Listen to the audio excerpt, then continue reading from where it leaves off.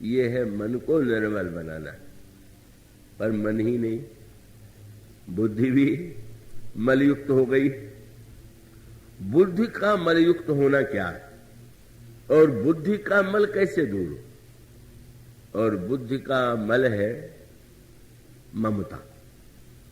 बुद्धि का मल है ममता, माने बड़े बुद्धिमान है, बुद्धि बड़ी पैनी है, लेकिन सारी बुद्धि धरी रह जाती है जब कहीं ममता हो जाती है।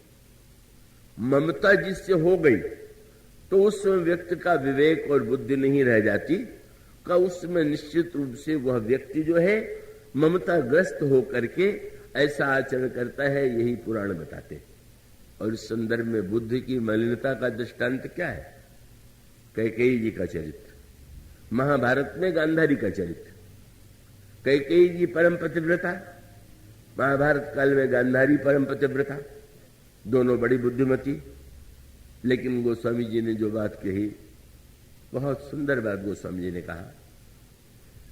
कई लोग तो कैकेयी जी की प्रशंसा का गीत गाते थकते नहीं है। मैं नहीं गा पाता, क्योंकि मुझे तो तुलसीदास जी की सीमाओं में रहना पड़ता है। गोस्वामी जी ने जैसा उन्हें बताया, गोस्वामी जी ने एक बहुत सुंदर काव्य प्रस्तुत किया कैकेयी के विषय में। मैं आशा करता हूं कि आप उसे देखेंगे, बुद्धि की मलिनता कैसे होती है। तो गोस्वामी जी ने कहा कि जैसे सुना कि कोई पर्व होने वाला है और इस समय स्नान करने से बड़ा फल मिलेगा। स्नान करने के लिए व्यक्ति पहुंच गया और नदी में संयोग से सीढ़ी भी बनी हुई है, और सीढ़ी अगर बनी हुई है तो व्यक्ति और निश्चिंत हो गया कि सीढ़ियों के सहारे उतर करके आने से नहाएंगे। पर सीढ़ी के साथ एक समस्या होती है, उसकी दुर्घटनाएं आप जानते हैं कि उसी सीढ़ी पर जल में आप जा रहे हैं, पर जल के द्वारा ही सीढ़ी पर जब काई लग जाती है, कहीं जहां गड्ढा सा हुआ और वहां जल एकत्र हुआ, वहीं लग जाएगी काई। और अगर कोई व्यक्ति उतरते समय सावधान न रहे और कहीं उस काई पर पैर फिसल जाए तो बेचारा स्नान क्या करेगा? हड्डी टूट गई, हाय हाय करता हुआ घर आवेगा।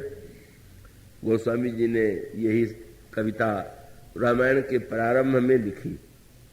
उन्होंने कहा कि जिस समय महाराज दशरथ जी ने राम राज्य की घोषणा किया तो ऐसा अयोध्या के नागरिकों को और दशरथ जी को लगा कि इससे बढ़कर के जीवन में कोई और पर्व नहीं आने वाला है।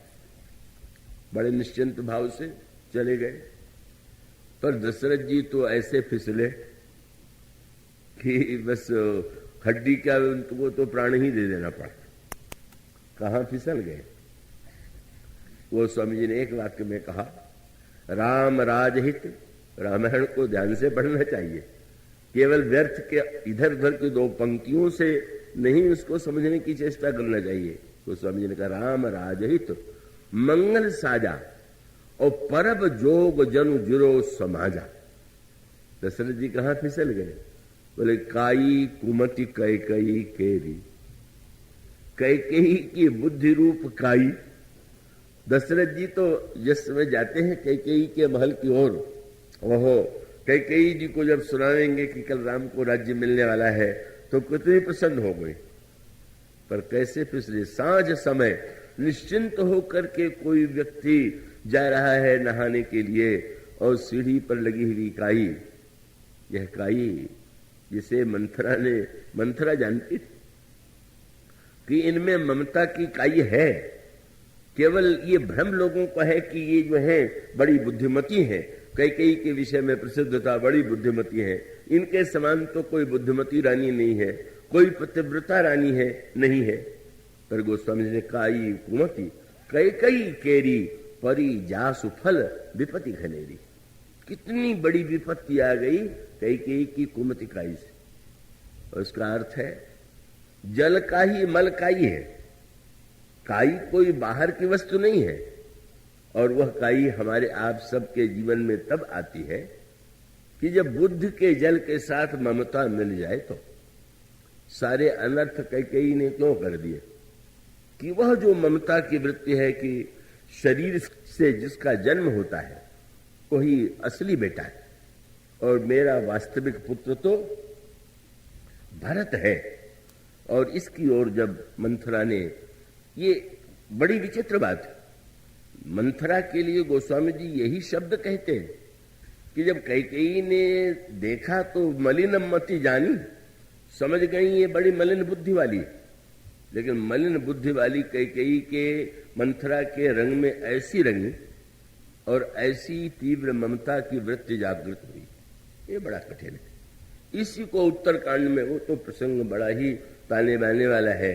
निर्मल मन के अहीर के द्वारा जब दूध दुहा गया, श्रद्धा की गाय, सत्कर्म का चारा, भाव का बछड़ा, निर्मल मन का अहीर, और दूध दुहा गया तो अहिंसा का दूध, परम धर्म में पय दुही भाई। दूध दुहने के बाद अभी तो दही बनाना है, घी उसको बनाना है। दूध दही बनाने के लिए दूध को गर्म कीजिए। किस दूध पर, किस आग पर दूध को पकाना है? बोले अवटे अनल अकाम बनाई, निष्कामता की अग्नि पर। बहुत बढ़िया मीठी बात है। आपने बहुत बढ़िया दूध दुहा और आप उठा के पी गए, तो पीने में आनंद तो आवे, पर दीपक में जिसको जलाना है, कई लोग तो पूजा में सबसे जो रद्दी घी होता है वो जलाते हैं। खाना हो तो सबसे बढ़िया घी खाएंगे। माने कैसी दुर्बुद्धि है कि हम लोगों की बुद्धि कितनी मलिन हो गई है कि हर जगह हम लोग का संसार को नहीं भगवान को और ज्यादा ठगते रहते। कि अगर बाजार में सुपारी लेने जाइए तो दुकानदार पूछ देगा खाने वाली चाहिए कि पूजा में चढ़ाने वाली। खाने वाली हो तो बढ़िया सुपारी चाहिए, और अगर दानमान में देना हो, चढ़ाना हो तो रद्दी से सड़ी सुपारी। तो घी के विषय में तो कल्पना व्यक्त नहीं करता। एक तो घी जलाना, और वो शुद्ध घी जलाना, वो तो यही सोचता है भाई शुद्ध घी तो हम अपनी दाल वाल में डालेंगे, अब ये इसके दिए ही तो जलना है। अब दिए जलने के लिए हम अगर उसको इस घी के स्थान पर अगर नकली घी से जला दें तो उसमें अंतर क्या पड़ता है? तो अंतर तो मानो गोस्वामी जी ने कहा कि भाई अहिंसा का दूध दोहने के बाद उसको पी मत जाइए, का उसके स्थान पर निष्कामता की अग्नि पर पकाइए। इसका अभिप्राय साधना के साथ साथ निष्कामता लाइए। कामना माने दूध पी लिया, निष्कामता माने इतनी साधना के बाद भी कोई कामना नहीं। तो दूध पका दिया गया, पक तो गया पर अब गर्म हो गया।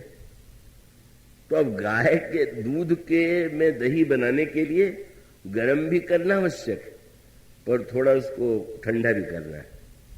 तो उन्होंने कहा जरा इसको ठंडा कीजिए। क्या? बोले तोष मरुत तब क्षमा जुड़ावे।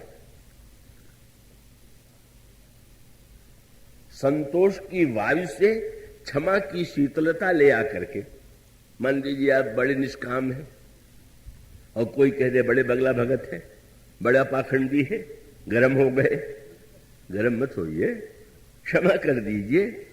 और तब धृत सम जामन देई जमावे। अब वो स्वामी जी कहते क्या? बोले इतने के बाद अब वो जब दूध धृति का जामन दे करके, मैं एक एक शब्द की व्याख्या करूं तो वो तो 7 दिनों के लिए एक शब्द ही बहुत है। धृति क्या है? धृति का जामन दीजिए जिससे दूध दही के रूप में परिणत हो जाए। और धृति के जामन के बाद बड़ी विचित्र स्थिति है, पहले जमाइए और फिर मथिए। जमा में तो मानो पूरा स्थिर हो गया, पर उसके बाद भी फिर अब जो है मथानी। कौन? बोले मुदिता मथई विचार मथानी। विचार की मथानी से और मुदिता वृत्ति, जैसे कोई स्त्री दही को मथती है, इसी प्रकार से मुदिता वृत्ति के रूप में जो देवी है वो इस दही को मथें। और तब क्या निकलेगा? तब मथी काढ़ ले नौनीता विमल। फिर वहीं आकर के, अभी तो निर्मल मन था, अब कौन सा है? बोले अब जो है विमल विराग सुभग सुपुनीता। वो विमल वैराग्य, केवल मन की निर्मलता से काम नहीं चलेगा, बुद्धि के संदर्भ में भी अब जब मथा गया तो गोस्वामी जी ने कहा कितना सुंदर मक्खन निकल आता है, लेकिन मक्खन निकल आने पर भी तो लोभ छोड़ना पड़ेगा। मक्खन खाने में बड़ा स्वादिष्ट है, लेकिन अगर दीपक में जलाना है तो अब उसको गोस्वामी जी ने कहा इतनी साधना के बाद बुद्धि में वैराग्य का उदय होता है, और वो वैराग्य जो है सांसारिक वासनाओं का राग मिट गया तो ही तब अब क्या करना है। अब उन्होंने कहा फिर से आग पर चढ़ाइए, और आग पर चढ़ाने के बाद मक्खन को घी बनाइए। क्या है, मक्खन तो इतना शुद्ध है, बस उसमें जो थोड़ी सी दही का खटास का अंश रह जाता है उसको मिटाना चाहिए। और उसका एक ही संकेत है ना, क्या कि आग चढ़ाने के बाद सावधान होकर बैठना चाहिए कि इतना न जला दें कि घी सत्यानाश हो जाए। और उसकी कसौटी यही है कि बस मक्खन में जब तक चिचड़ाहट है तब तक अभी वो घी नहीं बना, और जो ही चिड़चिड़ाहट मिटे तो वैराग्यवान होने पर कई लोग चिड़चिड़े बहुत हो जाते हैं, तो चिड़चिड़ाहट दूर हो जाना चाहिए। पर अब कौन सा मल है, बड़ा कठिन ये मार्ग है। अब गोस्वामी जी कहते हैं वैराग्य के निर्मल, वैराग्य स्वयं निर्मल है, पर अब भी उसमें एक मल बाकी है, और वो क्या है, बोले ममता मल जरी जाए। बड़े से बड़ा बुद्धिमान व्यक्ति भी जहां ममता होती है वह ममता का मल जो है वो तो होता ही। कैकेयी जी के चरित्र की यही जो ममता है। मेरा बेटा भरत, गांधारी का चरित्र कितना महान है कि जिन्होंने पति से विवाह, धृतराष्ट्र से विवाह होने के बाद कितना बड़ा उन्होंने कष्ट, कितना बड़ा त्याग उन्होंने किया। क्या कि मेरे पतिदेव अंधे हैं तो मैं भी आज से संसार की किसी वस्तु को नहीं देखूंगी। कोई साधारण बात है। और वो सचमुच उन्होंने आंख पर पट्टी बांध लिया, चारों ओर गांधारी की प्रशंसा होने लगी। पर इतनी महान पतिव्रता गांधारी क्या ममता से मुक्त हो पाएंगी क्या? और उसका उत्तर यही है, ये तो ममता जो है, ममता तू न गई मोरे मन से, ये जो सूरदास तुलसीदास सब ने कहा, और उसका वही तो उत्तर है कि कितनी बड़ी प्रबल ममता थी कि वो दुर्योधन को की आलोचना भी करती थी, फटकारती भी थी, तुम ये नहीं सही कर रहे हो, तुम गलत कर रहे हो। लेकिन जब सारे पुत्र 99 मारे गए तो उन पतिव्रता गांधारी ने दुर्योधन को बुला करके कहा कि पुत्र, भीम के द्वारा भीम ने तुम्हारे भाइयों का वध कर दिया है, अब मैं ऐसी शक्ति तुम्हें दूंगी कि भीम तुम्हारा कुछ नहीं बिगाड़ सकते। क्या यही कहा कि बस तुम वस्त्र उतार करके, आज तक मैंने अपने नेत्र से पट्टी नहीं उठाई है, मैं पतिव्रता हूं, और तुम नग्न होकर मेरे सामने आ जाओ, मैं नेत्र की पट्टी खोल करके तुम्हें देखूंगी और तुम्हारा शरीर वज्र का हो जाएगा। भीम में क्या किसी में शक्ति नहीं है कि तुम्हें मार सके। दुर्योधन तो बड़ा प्रसन्न हुआ, पर जब ये समाचार पांडवों के पास पहुंचा तो बेचारे आतंकित हो गए। पतिव्रता गांधारी ने जब व्रत ले लिया तो अब क्या होगा? बस कठिनाई, समस्या यही थी, दुर्योधन का गणित यही था कि उनका सेनापति धृष्टद्युम्न है जो मारा जाने वाला है, और हमारे सेनापति भीष्म हैं जिनको वरदान है कि बिना इच्छा के नहीं मरेंगे, तो हमारा सेनापति न मरने वाला और उनका मारा जाने वाला, तो मैं जीतूंगा कि पांडव जीतेंगे। बेचारे दुर्योधन को ये पता ही नहीं था कि भीष्म को इच्छा मृत्यु का वरदान तो था, लेकिन इच्छा कराने वाला तो उधर खड़ा था। उसकी मौज की बात थी। 10 दिन बीत गए तो भीष्म के मन में इच्छा पैदा कर दिया कि मैं मर जाऊं। अगर उसको ये गणित का ज्ञान होता कि भाई वो सब कुछ वरदान है, पर वो केंद्र तो उधर ही बैठा हुआ है, फिर पांडव निराश हुए, महाराज अब क्या होगा? और भगवान ने हंस करके यही कहा, गांधारी ने पट्टी उतार दी होती तो मैं प्रसन्न होता, पर पट्टी उसने उतारी कहां है, उसने तो पट्टी और बांध लिया। महाराज पट्टी बांध लिया? बोले देख लो, कह रही है कि मैं अपनी पट्टी को उतार दूंगी। उसने वस्त्र की पट्टी को उतारने के बाद अपनी आंखों पर ममता की पट्टी इतनी कस के बांध लिया कि वो मान बैठी है कि वो अपने पुत्र को अमर बना देगी। कितनी ममता! दुर्योधन की निंदा करते हुए अपनी पातिव्रत शक्ति के द्वारा अपने अधार्मिक पुत्र को अमर बनाने वाली गांधारी ममता की पट्टी ही तो बांध रही। तो फिर भी महाराज क्या होगा? तो इनके कौतुक तो अनोखे हैं। दुर्योधन ने तुरंत सेवकों को आज्ञा दिया, मेरे महल से मां के स्थान तक सारी खिड़की विड़की बंद कर दी जाए, कोई न रहे, पर्दे डाल दिए जाएं, और वस्त्र उतार दिए। और वस्त्र उतारने के बाद जब वो गांधारी के महल की ओर जा रहा था तो श्याम सुंदर सामने दिखाई दे गए। उनको तो मुझे कहीं भी प्रकट होना था। और जैसे ही भगवान कृष्ण को देखा वो इतना लज्जित हुआ कि तुरंत बैठ गया।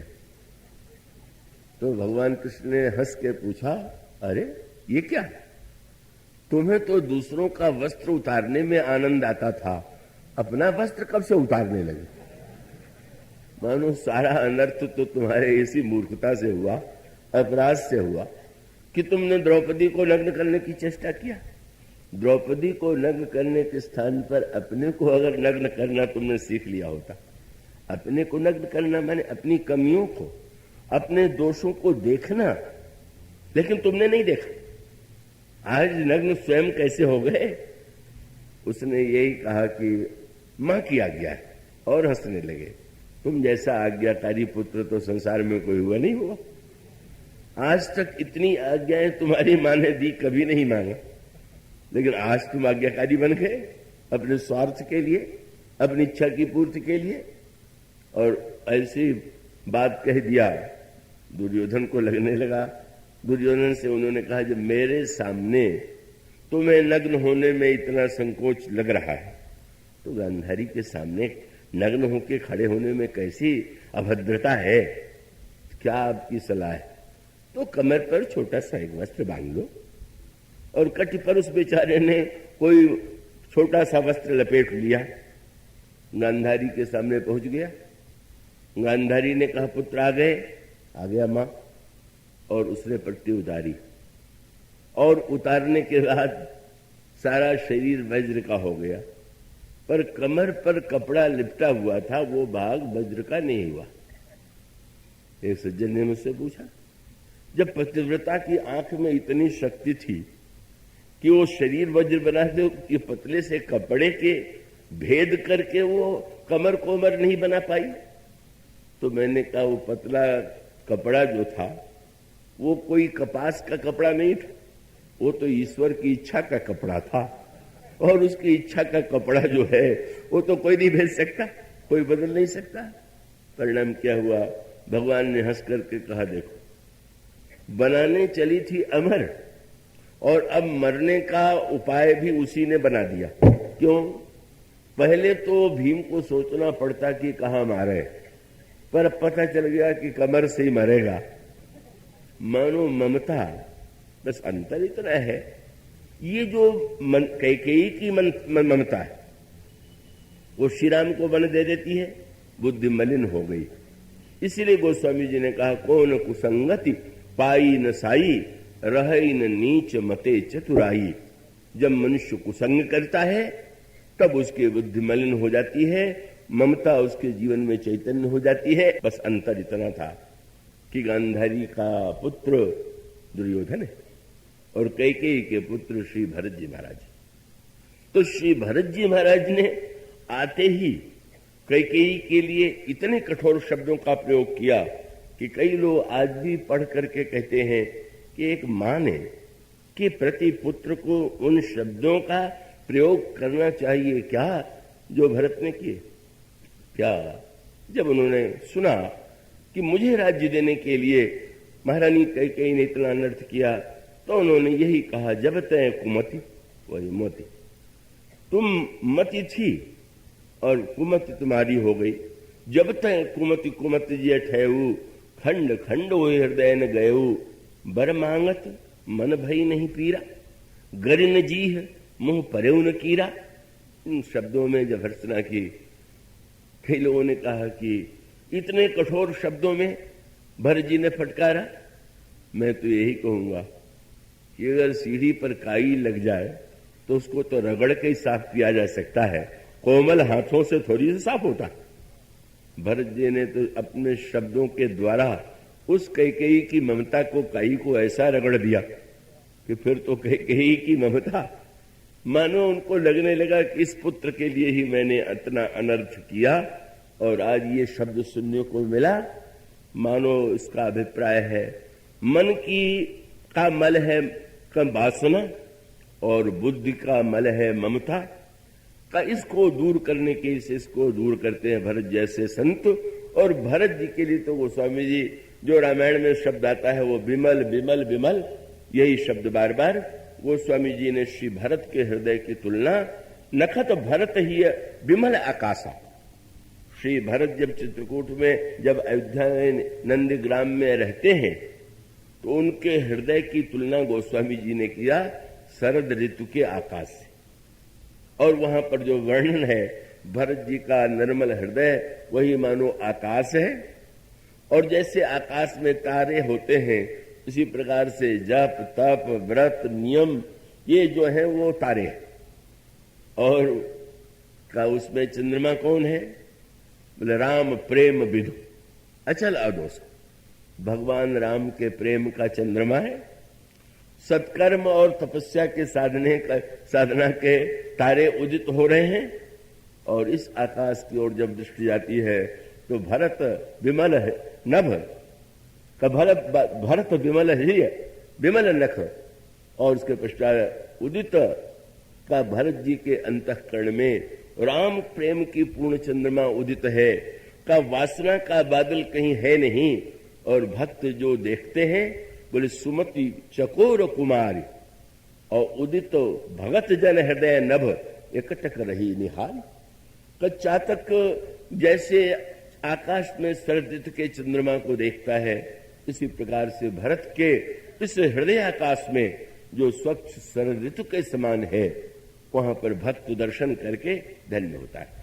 इसलिए भगवान राम जब शरद ऋतु की इतनी प्रशंसा करते हैं और उसको निर्मल मति की संज्ञा देते हैं, तो भगवान का तात्पर्य है कि इस ऋतु में आकाश निर्मल है, चंद्रमा निर्मल है, कमल निर्मल है, ऐसा जैसे आकाश है वैसा ही जब भक्त का अंतःकरण होता है तभी वो धन्य होता है।